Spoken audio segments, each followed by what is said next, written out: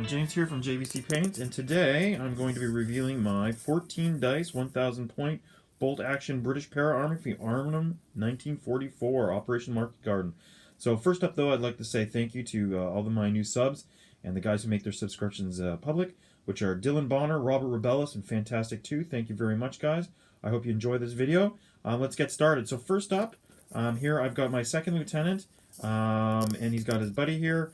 They're armed with whatever they've got, so in this case they both got submachine guns. This figure here, this guy, this is the Stoessi Heroes General Roy Urquhart figure. He looks a lot like Sean Connery for a reason, if you know that film from '77, which I'm sure is on YouTube. I've watched it at least, I would say 3-4 times while I was painting this army over the last 6 weeks. And the figure next to him, this one here, this is from Warlord Games. This is the special figure that comes with the Operation Market Garden book, pardon me, written by Chris Brown. So yeah, that's the command team. Next to them, this is the free artillery observer. A lot of the figures that I had to make here, you can see here, you can just see, maybe you can make it out. I'll just move it a little bit here. He's got the binoculars there. So a lot of the special figures for the army you had to make from the plastics, which is not a bad thing. The metals to me were a little bit hit and miss. Next to him, I should say, in front of these cows, we've got the sniper team. So same thing, I'm just going to turn it here. You can just make out that this guy's the sniper, as he's got the scope on the Lee Enfield there. And then he's got his buddy here who would be pointing, saying, hey, look, there's a Jerry over there. You'll notice on this guy, as within the lieutenant there, I've got some tufts. These are some new tufts that I picked up. I'm just going to pan out here so you can check it out. This is I'll show you the English name or the European name here. It's Nach. I'm assuming they're from Germany. It says Platz Hobbycom, but this says VM Original. So these were, I would say about, how much is that? About $5. They're not too bad. They're pretty cool. They're kind of long, which is all right. I'm always in the market for some new tufts. Next, then we have the Piat team. Again, here I've used part of those tufts, and these guys are again plastic. And behind them, we've got the flamethrower team, and in front of them here, we've got the light mortar team. I just wanted to point out that the Denison Smocks, I want to thank Dan from Valhalla Games. He had a great tutorial when he was doing his army. His figures, I think, are from Great Offensive Miniatures. And yeah, it really, really helped. So if you're going to plan on doing these guys, this guy's a bit yellow. You can see Roy here. He's a bit yellow compared to these other guys. I hadn't refined my technique, but it did work out. And the way that Dan explains it is spot on. I'll try and put a link to that video below. All right, so let's take a look at. Let's go for the troops next. Let's check them out.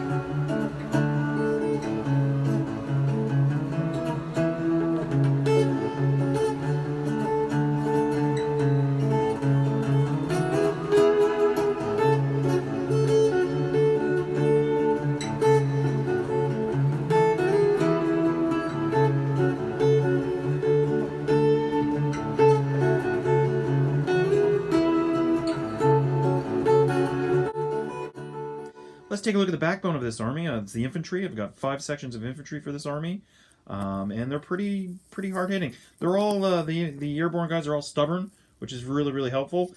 This first unit, this is sort of my super assault unit, I guess you could say. We've got the NCO here. I've got the bugle. You can just sort of make it out there, and then we've got 5 guys, bayonets fixed on submachine guns. So they've all got tough fighter. They're stubborn, and they're ready to go.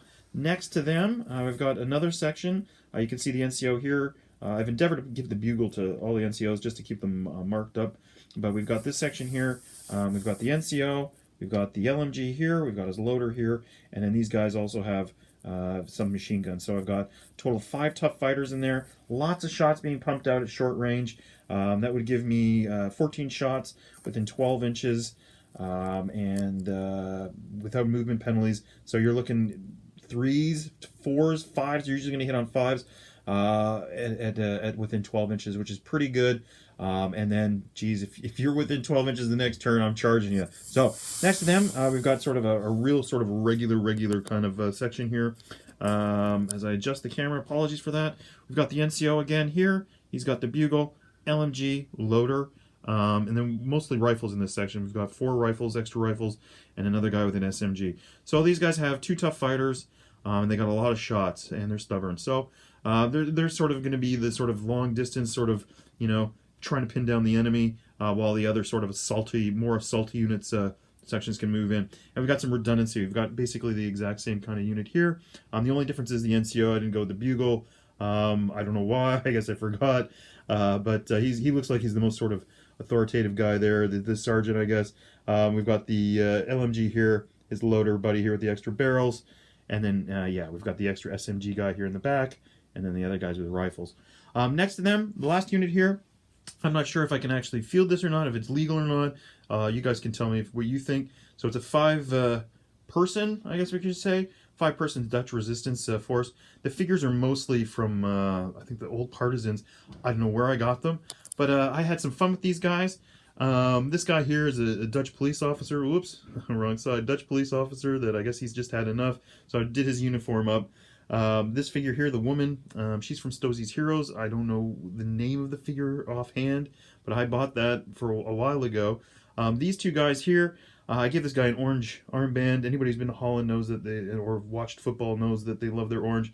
And I just put a sort of Dutch painted flag on there real quick. And I guess the guy I'm going to use is the NCO because the submachine gun, the woman can't be the NCO for some reason. According to the book, I just gave him the bandaged head.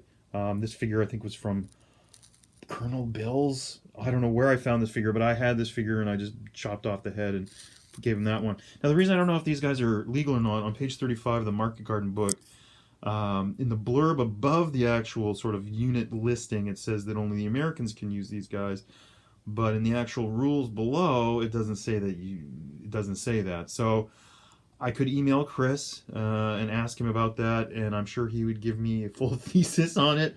Knowing Chris, I've met him a few times, so yeah, I don't know. But anyway, I mean, I'm probably just going to play with my friends, and the 38-point unit, if I can't use them, then I'll upgrade something else, you know, along the way. Of course, I'd ask my opponent. All right, we're going to take a look at the heavier war machines. I'm going to throw up some stills of these guys, and yeah, let's check it out.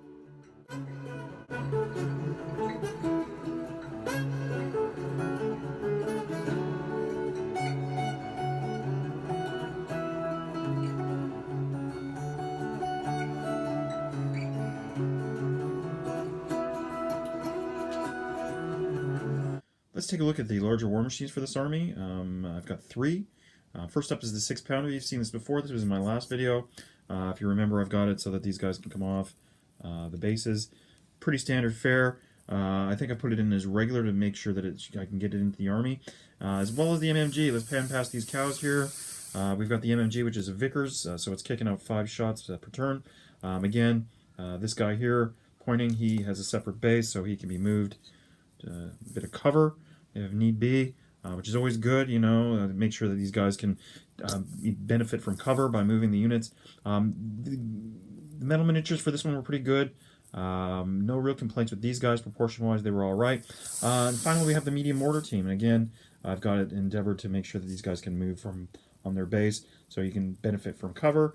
And they have over here the spotter. The spotter is made of plastic. He's hanging out with these pigs. But I gave him a flare pistol instead of anything else. Seeing as he can't really take any objectives or anything like that, I thought, just to keep him separate from our free artillery observer, I give him a flare pistol. So that's it for these guys. I've got one last thing I want to show you, which is the Weird War, Weird War World War II. Say that 5 times fast. Challenge for Halloween. So let's check that out, and I'll put up some stills of these guys as well.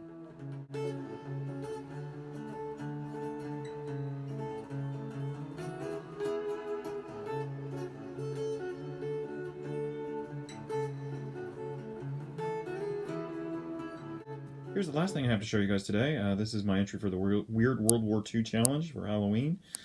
This is Ursula Filanyankov, Soviet Super Soldier.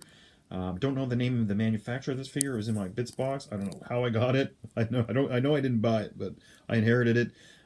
Basically, she came with an AK-47, replaced it with a DP-27. The only other thing I did here on the back, you'll be able to see, I'll move it. She must have had some kind of like jetpack or some goddamn thing because there was a sinkhole in there. So I just basically put this bag of goods here, her Halloween candy stash, a little pot to piss in, I guess. So anyways, guys, that's it for me. Happy Halloween. Hope you guys all have a wonderful weekend. And take it easy. Stay safe out there. And we'll catch you in the next one. Keep those brushes moving. Bye-bye.